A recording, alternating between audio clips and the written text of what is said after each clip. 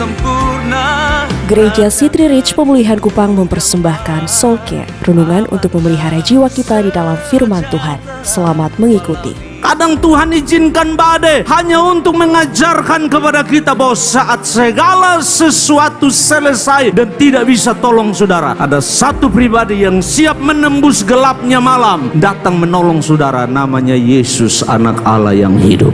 Nah, saya sudah bilang kembali, Yesus tidak punya waktu banyak. Yesus tahu bahwa waktunya sedikit, dan Yesus bilang, oh kalau begitu maka mungkin pelajarannya harus dengan keras. Kalau begitu, mujizat tidak bisa mengubah, berkat dan kelimpahan tidak bisa mengubah, mungkin badai bisa mengubah. Maka ayat 45 dimulai. Sesudah itu segera memerintahkan murid-muridnya naik ke perahu dan berangkat lebih dahulu ke seberang, ke Betsaida, sementara ia menyuruh orang banyak pulang. Dan setelah ia berpisah dengan mereka, ia pergi ke bukit untuk berdoa. Kali ini mereka tidak belajar di sinagog, mereka tidak akan belajar melalui perumpamaan, mereka tidak akan belajar duduk di padang rumput yang hijau dan makan roti dan ikan sampai kenyang. Kali ini mereka belajar di dalam badai. Kadang badai Tuhan kirim untuk kita lebih mengerti dan hati jadi lembut. Kadang badai Tuhan perintahkan datang di hidup saudara karena Tuhan mau saudara komprehen, karena Tuhan mau saudara tangkap dan mengerti sesuatu, dan Tuhan mau hatimu jangan keras lagi.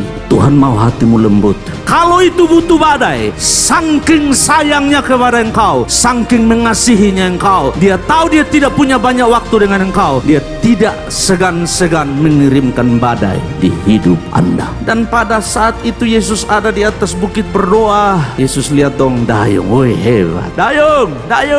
Tiba-tiba dayung pi tengah tampak. Ada saatnya saudara dayung dan kelihatannya effort atau usaha saudara banyak, tapi progres tidak ada. Kenapa? Sebab Tuhan mau saudara mengerti, Tuhan mau hati saudara lembut untuk mengerti bahwa ada hal-hal rohani yang dia mau saudara pelajari. Dan oleh karena itu waktu mereka dayung tidak bisa sampai jam 3 malam. Alkitab bilang sampai jam 3 malam sedang menggambarkan gelap, terkurung, tidak ada jalan keluar, tidak bisa buat apa-apa, tidak sanggup lagi buat apa-apa. Bapak ibu saudara, badai itu menghantam mereka dengan luar biasa. Ketika hari sudah malam 47, perahu itu sudah di tengah danau dan sedang Yesus tinggal sendirian di darat. 48, ketika ia melihat betapa payahnya mereka mendayung. Karena apa Bapak ibu saudara? Karena angin sakal, karena badai yang datang. Payah mendayung, usaha diberi, segala sesuatu diberi, tidak ada progres. Kadang Tuhan izinkan badai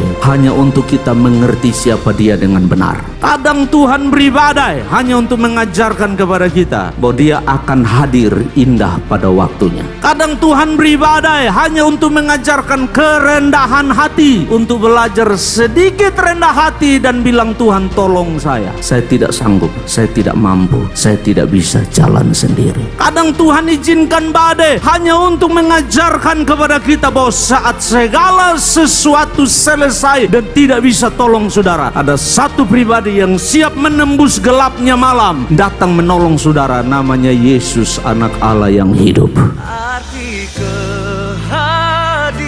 Demikian renungan Soul Care dari Gereja City Reach Pemulihan Kupang. Tuhan Yesus memberkati.